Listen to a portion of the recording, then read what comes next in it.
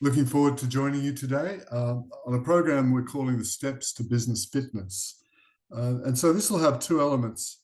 It's essentially going to look at both physical retail, online retail as well. And I'm Brian Walker. I'm the founder of Retail Doctor Group in this country. And I started this business 18 years ago. And I started it actually in this fit for business work. It was pretty rudimentary in those days, but it was essentially looking at a retailer's strategy and then working back the gaps in all the classic retail operational spaces. And this is what our consultants do, and building diagnostics and roadmaps as a result. So what I wanted to do today was just share with you some of the things we've looked at over the years that separate high-performing, what we call fit retailers, almost like a physical fitness, and less so in the business of retailing. What were the businesses that succeeded, and what did they tend to look at in their business? And what was the mindset of the leadership team? So there's a lot to cover. So in 45 minutes, I'm not going to do justice to it all, but we'll run these sessions from time to time. And also in the current economic conditions, we move more from organic growth focus, which is more of the strategy, into the transactional pieces. And that is really around some of the areas we'll talk about today. But how do I maximize my retail investment? And so the Steps of Business Fitness is very much around what are the operational pieces that I can do in my business and to lead that additional sale and so forth. So as we go through this, I'll use the slides as a bit of a guide, but really I'll just talk about some observations and experiences over the years. The first piece is really around what do I want to achieve as an owner or a manager? And one of the pieces is what am I going to do with this business in 2 or 3 or 5 years or whatever it might be? Now, we've got a module called Strategy Sensor, but it's essentially thinking about your business as though you're a buyer or an investor. So what we notice with the really high-performing retail managers and owners are they tend to take the investor position on the business. They tend to have a pretty clear understanding of what their success looks like. Now, by the way, when I talk about strategy and writing of business plans, I'm not talking about war and peace. I'm actually really just talking about having some clear, smart goals. Now, if I was looking to buy a business, I'd be looking at things like good, clear goals in the business to start with, clear point of difference, which we'll touch on, good branding across channels, physical, online, and certainly, and over time, the channel message will dilute to be a branded message. So customers do business with you however they do business with you, 24/7. Certainly looking at databases, businesses with reasonably good business information systems, information in live time, able to have a good view of inventory and people, certainly building a CRM, customer relationship database. That's an important asset in the business, and it's important because it shows a prospective buyer, in this example, what future revenue streams could look like. Business that continues to be profitable, pretty cash flow positive. Some businesses are only cash flow positive 3 or 4 months a year, but certainly having a good understanding of that. Good systems and processes in place, good frameworks, ops manuals, job descriptions, KPIs, metrics across the business, low reliance on the owner. And then we could start to look at what they call higher multiples. So as an aside, just on this topic, business, very broadly speaking, and very simply speaking, is valued on a combination of present value and future value, for those who know that. Present value is rudimentarily said 3 times average profit. And I'm not an accountant, but to give you a feel for it. And then and that 3 times average profit gives us a value, a multiple, if you like, the 3. And then if the business is doing all this list, if you like, particularly well, a value, a future value is assigned to it, a future multiple. And that in turn gives us the overall value of the business. So if your business turns over $300,000 each year for the sake of discussion. It would have a present value of, say, 900, but then of course with a multiple of another 3, it becomes a business worth 2.7 million. So the point being, really good owners, really good managers think about the overall investor position. So as distinct from coming in and opening up the doors every day and knocking off at the end of the day, they're looking back at their business and thinking, what's our future value position? What's the clear sort of strategy we have in our business? What goals do we have as a business? And I talk about SMART goals: specific, measurable, accurate, realistic, and timely. We will grow sales by 5% in the following categories by the 30th of June, for example. And there's clear monitoring and clear measurement in the business. And there's clear communication with the team, particularly, the senior team, around how we're going, what's our purpose, what are our goals, and they're actively coaching and mentoring. You see that in high-performing businesses. I touched on the point of difference, and that point of difference depends very much, of course, on your unique position. Are you defendable? Are you replicable? Are you leverageable in your business model? The point of difference often is location, product, price, range, people. And sometimes you'll be able to express your business point of difference simply in an elevator pitch. We do this for a business, and our clear uniqueness is whatever it may be. If it's product, it might be a home brand, it might be vertically integrated, it might be a unique reseller product that other people haven't got. It's consistently, continually changing and innovating, but it's an example of uniqueness or point of difference. And of course, location I touched on, well, that's very much around the scale, but of course, as we integrate online into the business, and by now we should all pretty well have a good trading online site, location matters. For some retailers, physical scale matters, integrated with online. It depends on your niche and your strategic point of difference. We talked this year, particularly a little bit of last year, about the rise of the brand, and I indicated this. I do like to look at retailers that have got a good logo, a good brand. And what's a brand? A brand is really a series of emotional attributes that build uniqueness and build a tribe. A loyal brand has a loyal following. So it needs to be very clear on what its point of difference is, its proposition, its uniqueness, and building that brand story. And so brand then plays out across all the various channels in which retailers operate. How I shop you online, smartphone, physical visit, how I pay, how it's freighted, my staff are all examples of branded touch points. And so brand rises to prominence because brand isn't always just consummated in the physical store. And in fact, total retail at the moment is about 405 billion, depending on who you read. Supermarkets are about 100, but the balance is specialty general merchandise type retailing. Online is currently averaging about 16%. And again, it varies from category to category. So you need to know your own category specifics, and we look at that closely in this Fit for Business piece. And we do look very closely at customer type, demographics, profile, and we encourage you to do the same. This is a slide that I remember showing a few years ago, actually, and I just kind of brought it back for this. Retail, as you know, is increasingly mobile and agile. All the channels in which we communicate that point of difference. We grew up with how to bring the customer to the point of sale. Well, of course, it's all about mobility, agility in the point of sale. And the role of the physical store changes slightly. And so we look at a business in terms of its community that it's building. It's pre-sale. We spend an average of 4 hours a day on smartphones now. What's its pre-sale? What's the community it's building? Is it using social media well? Has it got good online presence?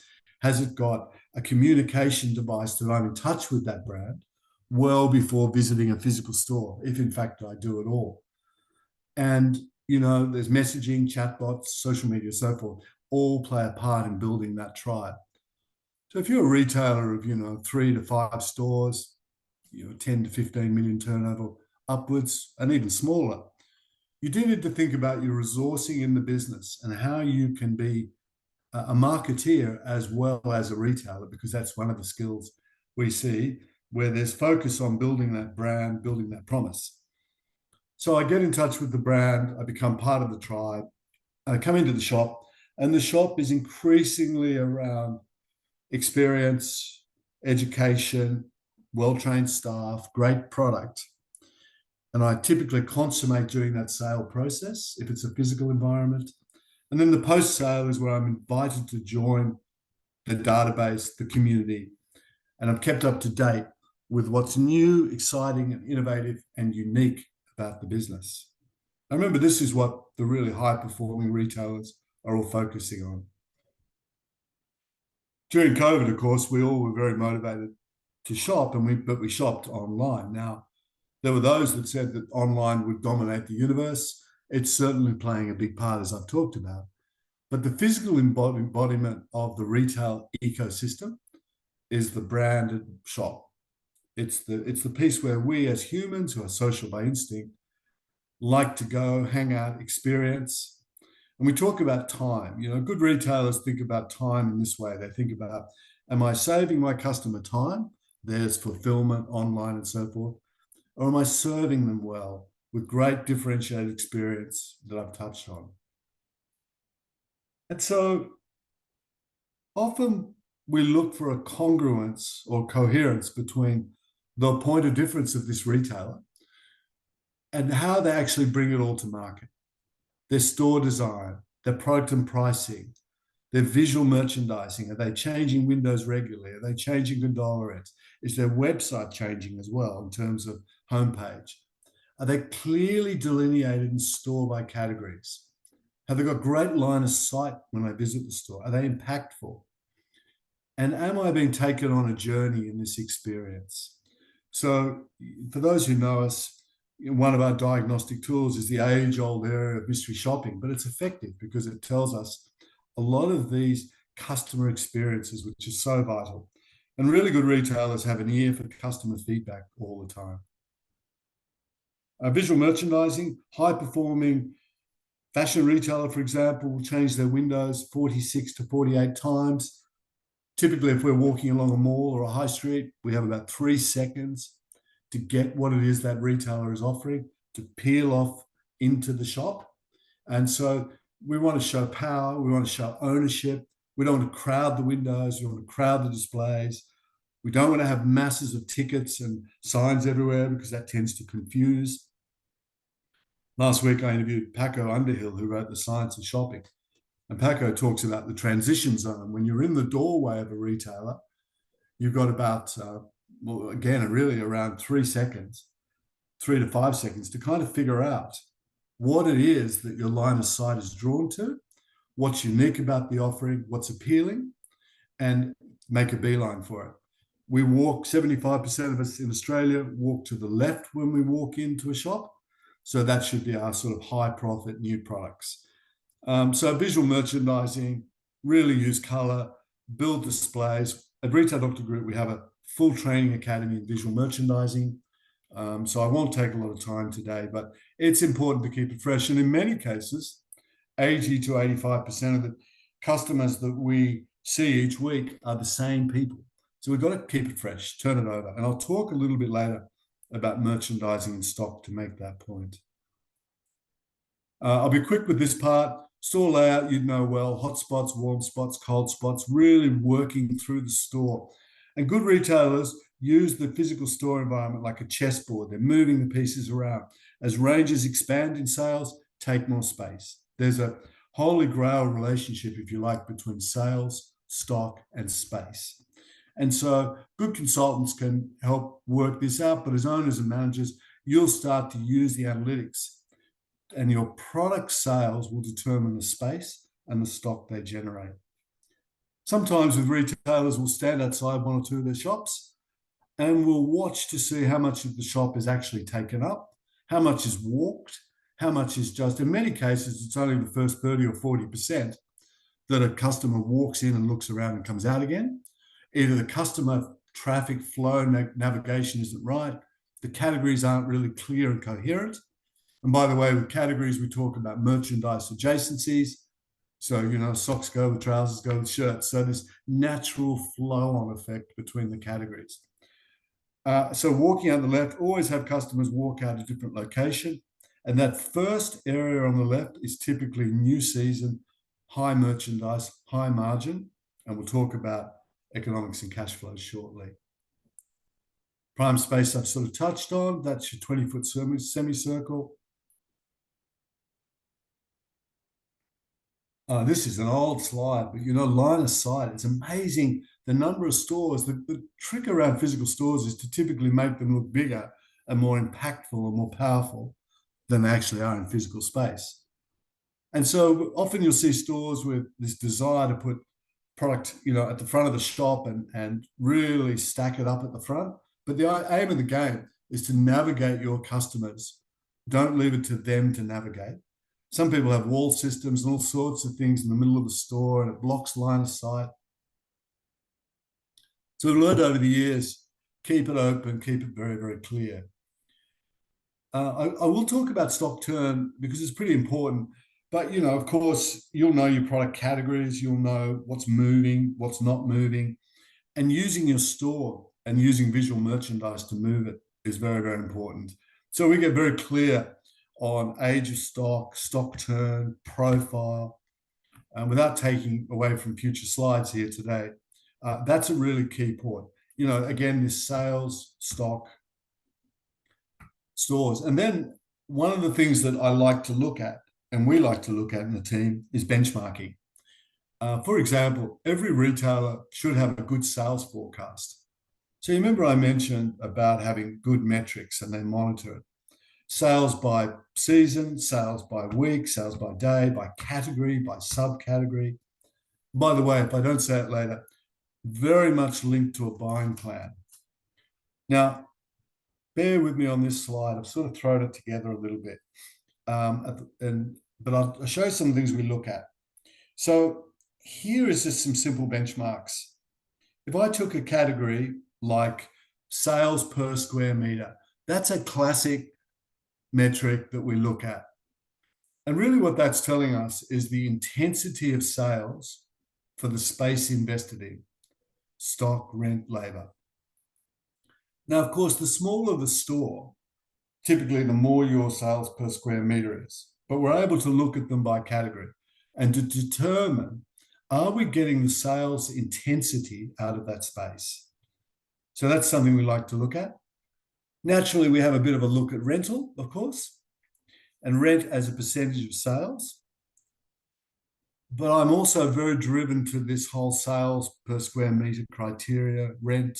We'll talk about sales per staff member later. Then I want to have a look at first GP. That's the buying gross profit. So that is effectively what I buy my product at, or you buy your product at. But of course, it's final GP or gross profit that we look at. And linked to that is the difference is markdowns, discounts, broken stock. Well, really, they all take part of markdowns, I guess, stolen stock, whatever it might be. The final gross profit tells us what we take to the bank. And when you see large variations, it sometimes tells you that receipting a product, management of stock product into the shop, whatever it might be, isn't where it is, or discounting is too great. And discounting, by the way, in many cases, other than classic sale periods, is typically as we bought too much of the wrong gear because we haven't linked it back to our sales forecast, and we get caught with product. And the other thing too around gross profit can be very closely linked to cash flow. If we're a business that buys all its stock in and then tries to sell it all, indent ordering is an example of that, that can be challenging for cash flow. And so the theory of it, and it's not always easy to practice, is to have sold at least half of what you've bought in a range before you have to pay for it. So we have a look at all those aspects to get a bit of a view of the fitness. There are other metrics, but it gives you a little bit of an idea. Then we'll have a look at wages, of course, and I'll touch on accountability shortly, other expenses. So we get a pretty quick look to understand, is this business making its net profit before contribution relative benchmark to other within its category, to what it was doing in prior year and so forth. And good retailers are all over this. So now we've started to get a little bit of a view of this business. We've got a view of their goal, mentality, and culture, their point of difference, the way that they allocate resources to deal with the way they communicate, the omni-channel space, some of the metrics. Those metrics are particularly and obviously physical retail metrics, but again, giving us a good first impression of the business, its scalability, its leverageability, its replicability, its saleability. And also we get a pretty good view of the leadership culture now. Is there good purpose in the business, good point of difference, are team members communicated with, is there active coaching, have we got good skills-based upskilling of our people, are we investing in them, and are we driving the transactional value? So there's another set of metrics we'll look at, which is average sale, items per sale, customer acquisition for online, which show us that we're maximizing all our opportunities. And this is what the Fit for Business system is revealing. We've got a section called category cardio, which effectively is merchandise inventory management. And it's interesting, the old classic adage that it's seldom what you don't have that puts you out of business, it's what you have too much of. And when we've looked at businesses that have struggled in the past, funnily enough, it's more about cash flow than it is about profitability. Profitability is largely potential, and real productivity is about doing more with less. So the idea, of course, is to sell more with less inventory. We've seen many businesses that buy inventory based on intuition or gut feel. The good ones don't. They might leave a little bit in their buying budgets. We would call an open to buy plan, but they're pretty scientific about the product they're buying. They've linked it to a template sales forecast, and we have all these templates. And they're very strong at measuring by category down to subcategory. So inventory is the heart of the retail store. It's the single largest investment. For those of you who heard me talk about this, you'll hear me say that treat your inventory like a house guest that snores. It's about velocity of stock. It's about getting it in, getting it out at maximum price, moving it around the shop, making it the most attractive. It's all about stock turn and sell-through, velocity. Stock that sits there too long becomes aged, tired, worn out, large amount of similar customers seeing that same product in that same location. So it's about get it in, move it out, turn it around. So we look closely at quantity of stock that comes in. We look closely at the profile as it sells through. Just as an aside, the consultants do this, and I used to do this. I'd walk into a retailer's business and I'd look at the size runs, if it was fashion or whatever it was, and identify the best sellers. And quite often, we'd see that if I talk about apparel, the really key sizes, call it medium and large, and for example, were out of stock by the Thursday and weren't going to be replenished for 2 more weeks. So really keep on top of that ordering process and being super close to sales. We look at cost of goods sold, the trading terms. We look at the margins, the prime, the finished margin that I touched on. We really get into the analytics of all this. Stock turn, I'll mention in the next slide or two, and sell through on ranges. Nothing can be left to chance. So underneath that highly differentiated brand, those wonderful people, that great in-store experience, and that great communications platform is in fact the machine that measures. Well, stock turn, for those who've heard me talk about it, is critically important. Imagine, for example, you had 2 stores. One store was 900,000, another was 900,000. One store had $450,000 worth of stock at retail. Another one had $300,000 at retail. Both of them, $900,000 in sales. Well, the stock turn of the 450,000 is 2, and the stock turn of the 300,000 is 3. And if I was asking you this, I would ask you which is the more effective from a profit point of view and capital. Inventory is also known as working capital. From a capital or working capital perspective. Well, of course, you'd say the store that has a stock turn of 3. So what it's saying is that it makes the same number of sales from 300,000. The other store makes the same number of sales, but it has $450,000 invested. In other words, there's $150,000 in that very simple example that is wasted capital that could be used for the owner's enjoyment, paying off debt, building another store, whatever it is. Now, some people do stock turn at cost, and that's fine. Many years ago, I worked for Westfield, which was a wonderful experience. And, you used to be able to do it on the run, but essentially the way I look at it is just simply take your annual sales over the year, and then divided by your average inventory at retail, which of course builds up through the Christmas period, but it gives you a feel. And of course, for that store that has 450,000 or a stock turn of 2, it's saying on average, each item only sells or turns over twice in the year. And so we've got a whole range of benchmarks. Now, by the way, stock turn, if it's only 2, it might be a jewelry business, high-end jewelry business. So it varies by the category and varies by the offer. And stock turn at the store level is interesting, but not that relevant. It gets relevant at category level. Is it paying for its space? Is it paying for the investment? Am I getting good margin return for this investment? And that store that's turning over 3 times, and by the way, it'll range according to the merchandise mix, of course, as well. But good retailers or fit retailers are very clearly aware of that. And so it's an important indicator of a retail business's health.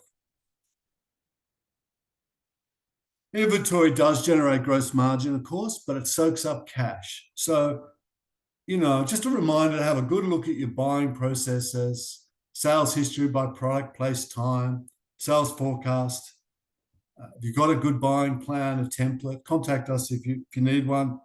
And it links again very much operationally to reducing wasted spend, because wasted spend ends up straining cash flow, making the shops look a bit dull if they're not moving it through, and typically forcing discounting and markdowns.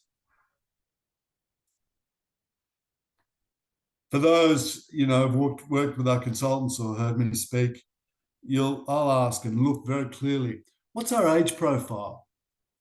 Who has stock in their category, again, category specific, that's over 12 months, 9 months, 6 months? And some people would say, yeah, well, we hang on to that Ming vase replica or whatever it might be, because one day somebody is going to want to come and buy that. Well, that somebody could buy it from you online, and you could sell it, drop ship, all sorts of different ways according to your business. That means increasingly looking into the future, we'll have less pressure on filling shops with stock. It'll be much more around fulfillment and getting the product in. And that's why we're seeing with online the birth of databases. And so the next thing I wanted to talk about was people. The culture of people. Sometimes when I used to do this, and still do, I'd walk into the back room of a physical store, and I'd want to get a bit of a sense of some goals in the business. This week, our target is $20,000 or $10,000 or whatever it might be. I might ask to look at some coaching logs around the numbers to see that people who work for me are being trained. So I work for the retailer, are being trained and coached. And just like you've measured sales per square meter or gross margin return on inventory, Jim Roy, or you're measuring your rent to sales, good retailers measure their people. They provide a winning environment, positive culture, and they train people. They invest in training. And you could see it in those businesses. You know, the ones that come up to you, and you can see the staff that know the steps of a sale. They're trained in the opening acknowledgement. They're trained in the opening questions. They're trained in the probing, the solution sets, the add-on, the close, the welcome back, the invitation to database. They're trained on it, and they're focused on that extra 10 or 15%, which comes typically when that's done very well. This is a slide we often show, but it still continues to make the point. Here's 3 shops or 3 retail businesses with weekly in-store traffic, 600 each. Store A has conversion of 15%, 90 transactions, average sale of $45. There's its sales. But store B really focuses in on this metric of conversion. You know, it can be conversion by cameras, it can be conversion by walkthrough counts. Cameras are pretty common. Linked to your point of sale system. They focus on getting that 3% through training, and they see a 20% sales increase as they lift to 18%. And store C maintains the conversion, increases the average sale by $10. It's a 22% increase on the same traffic. And, you know, sometimes we think about advertising and doing all this great stuff to sell to new customers. But really, particularly in the cycles we're in, it's about selling more to the ones we have. And this is where our database plays a part, to bring them back into the store, to bring them online, whatever your business is doing. Here's Wendy. Wendy's seeing that, you know, in terms of coaching, that her average sale is not quite where it needs to be, but she's pretty strong on the store items per sale. So that kind of indicates, and you can see it in the numbers, she's pretty good at selling lower value products. And we'll find from Wendy that one of the number one issues around selling in store and staff motivation is product knowledge. And we'll see that as we increase her product knowledge through training, for example, that should lift. And we're keeping a pretty good record on that. And we want to celebrate that with Wendy and the team, celebrate and coach for continuous improvement. And again, good retailers with their regional managers, training managers, smaller retailers with owners are all focusing on this. This is a pretty complex slide, but basically we're able to determine, once we start to look at this performance, why it's happening. Low transactions, low items per sale, low average dollar, low conversion. And you'll see it's so much about confidence, relationship skills, and training in this example. And of course, we want to train these good people that provide wonderful, consistent customer experiences, and we want them to help move product. We want every item in the store or in the business to be in danger of being sold. I touched on a little bit earlier about omni-channel. So one of the areas that is important to look at is what are the basic business information systems that a retailer needs. You know, for example, is it really clear on its ability to have live information online? It's live information of product, it's live information of customers. Does it have good synergy between all the reporting so we can see the movement of inventory in real time across the channels? We can see what our people are selling. We can see our fulfillment models. We can see our customer returns, whatever it is. So a lot of retailers have spent time really enhancing this live integrated management system, and it's an important part. It's the backbone in the architecture. Fit retailers, good retailers, are very focused on building these databases. And you might recall I mentioned that that's a starting point for the greater value of the business. It's really building out that tribe. And they're some pretty basic customer relationship platforms that do the job, that bolt on to point of sale systems. We, you know, in days gone by, we sort of could market very openly, one size fits all. But now we zero in on segmentation, direct customer relationships, inviting them to VIP nights, inviting them to social events, whatever it might be, to engage, reward them for referral, reward them for social Google opinions or whatever it might be, to know that they're part of the tribe. But a very important part. And I think, interestingly, one of the challenges around this is every time any of us walk into a retail shop, we're invited into add to a database. So thinking of novel ways to do that. And this is where the world of loyalty programs plays a part as well.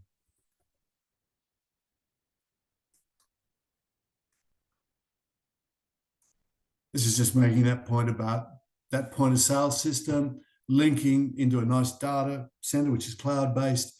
And then, of course, this is a Magento example, building out that full e-commerce suite. And I'm going to talk about e-commerce in a moment, enabling product browsing, payment provides, design and control, etc. So real full integrated capability. And these days, Shopify and Magento all do great jobs of producing these solutions for smaller retailers. And then, just as there's metrics in your physical retail, what are some of the metrics that you're providing and looking at in your online business? Well, of course, revenue again, average order value, customer acquisition costs we look at, shopping cart abandonment, return customer rate, bounce rate, click-through rates. These are all examples of e-commerce metrics in the business. That for those who have an active trading website, which by now is becoming increasingly standard, this is some of the things that you'd look at, and some of the areas our consultants would look at in the Fit for Business Performance Pulse and omni-channel section of what we do. Increasingly, endless aisle is a capability that retailers are investing in, and they're using their online capability to rethink the way the supply channel works. And their shops are becoming much more around human expression, education, inspiration, and so forth. And that might be one bridge too far for some of the smaller retailers, but it gives us a bit of a sense. And there is this idea of, a perpetual in-stock position done this way.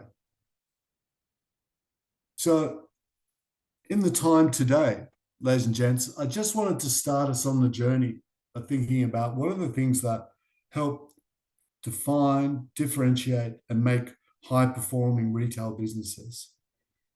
And I think it starts at the start, and that's very much around what's the game plan of the owner and the manager. What are they looking to drive? What are their goals, their SMART goals? Do they have a clear point of difference, a clear uniqueness? Is there a voice of customer involved there? Have they got a really clear go-to-market proposition, good investment in their brand, good investment in their uniqueness? Is their business replicable? Have they got clear use of good capital? They're good in their product planning, their uniqueness, the product is unique for them.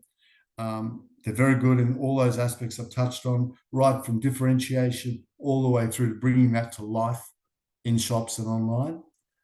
Have they got good relationships with their core customers, and are they building customer focus both through consistently delivering and also building good stories that motivate increasing customers through databases and the like? Are they really good on their metrics? Have they got good systems, good processes for measuring their performance, making sure they're maximizing all those benchmarks? Have they got really good comm strategy I've touched on? Are they good coaches and leaders in the business? Are the team members motivated? Has it got a positive culture? Are they engaging to deal with when I walk into the shops? Are they well trained? And have they got people who are succeeding in the business, in the staff, and building? Have they got a really good focus on continuous improvement in the business? Are they rewarding for increased results? Do they have targets? Do they have budgets? Are they coaching people? Do they have a really nice way of tracking the numbers and tracking performance and sharing? Are they natural coaches in the business? If a person works for you, are they coached to better perform? Is it all linked into this reward, track, and train? All, again, is a layer that the customer doesn't see, but certainly experiences. We have an online retail skills training academy. All this content is available to you, plus much more. So feel free to have a look at Retail Academy at retaildoctor.com.au. And I hope you enjoy it, because it's years and years of all this operational learning put into play by myself and, of course, our team at Retail Doctor Group. I've always liked this saying, ladies and gentlemen, it's not the strongest of the species that survives, but rather that which is most adaptable to change. Charles Darwin. 99% of everything that goes on inside a retailer's business is largely within the control of the retailer. And the old adage about the good retailers really work the space, really work the business. It's true.